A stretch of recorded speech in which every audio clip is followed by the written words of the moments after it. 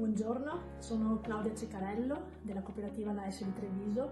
e con alcune colleghe della cooperativa, appassionate di relazioni e dei bisogni che le animano, abbiamo deciso di aprire proprio in questo momento di emergenza un centro antiviolenza in di Treviso.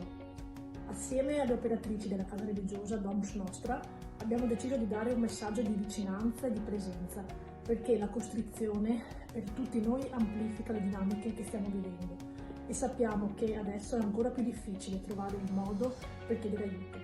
È per questo motivo che abbiamo scelto di attivare dei canali di aggancio silenziosi attraverso ad esempio WhatsApp, Skype, Messenger e infatti la prima richiesta è arrivata meno di 24 ore dopo l'attivazione del servizio proprio attraverso Facebook.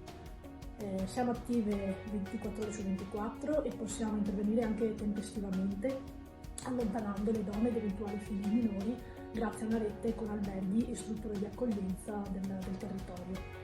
Possiamo poi offrire consulenze legali, psicologiche, mediazioni linguistiche, consulenze lavorative, perché l'obiettivo che abbiamo con questo centro, il Centro delle Donne Libere dalla Violenza, è anche lo slogan che abbiamo scelto, ovvero di fare in modo che le donne siano libere di scegliere e libere di essere.